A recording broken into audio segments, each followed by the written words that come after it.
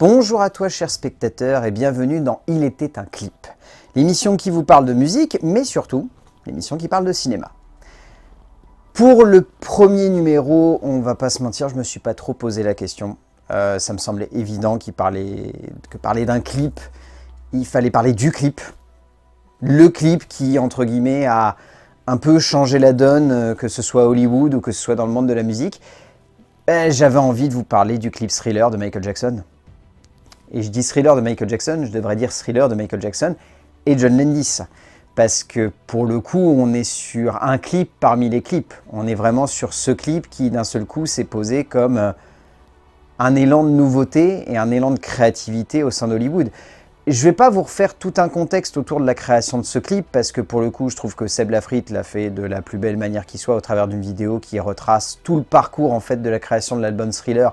Et pour le coup, c'est assez génial. Mais disons que ce clip, ça a été une prise de risque de la part de Michael Jackson et aussi de John Landis, parce que John Landis, à l'époque, certes, il ressortait de gros succès qui avaient vraiment cartonné, certes, il y avait le Loup-garou de Londres, il y avait les Blues Brothers, mais il avait quand même ses preuves à faire dans le monde de la musique. Et sur le papier, même si ça semblait être un projet hyper cool, difficile de se dire qu'un clip de 13 minutes et quelques allait être assez fort, puissant et impactant pour faire oublier que ça reste un clip.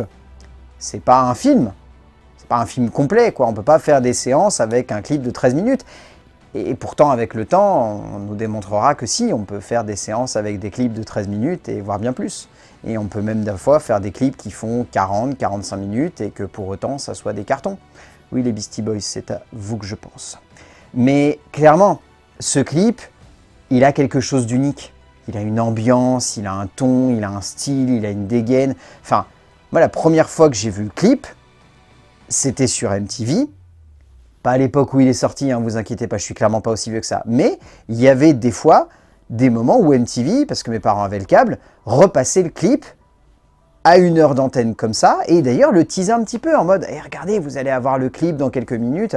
Et j'ai découvert le clip comme ça à la télé, quasi dans les conditions de l'époque, avec vraiment ce côté, on te lance un film, et d'un seul coup tu dis c'est bizarre, là je viens de voir plein de clips s'enchaîner, ça fait 3-4 minutes, et là lui, il dure 5, 10, 13 minutes, ça semble super long.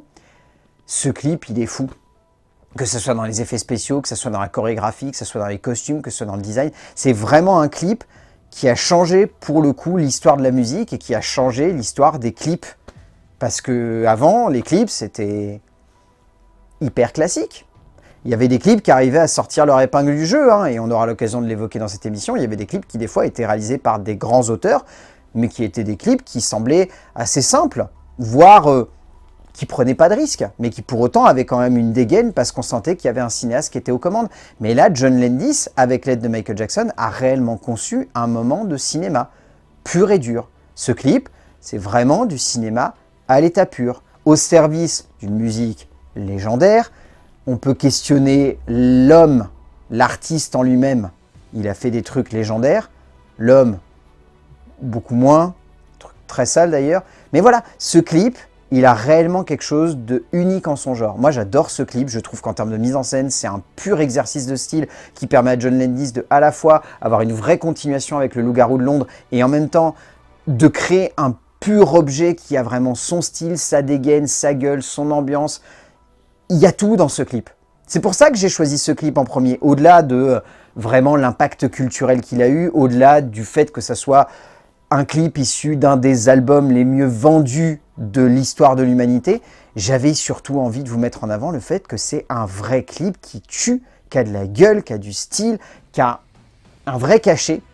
Et c'est pas la première fois d'ailleurs, ni la dernière, que je vous parlerai de Michael Jackson dans cette émission, parce que clairement, on aura plein d'autres choses à évoquer. Mais ce clip-là, Thriller par John Landis et Michael Jackson, c'est un bijou.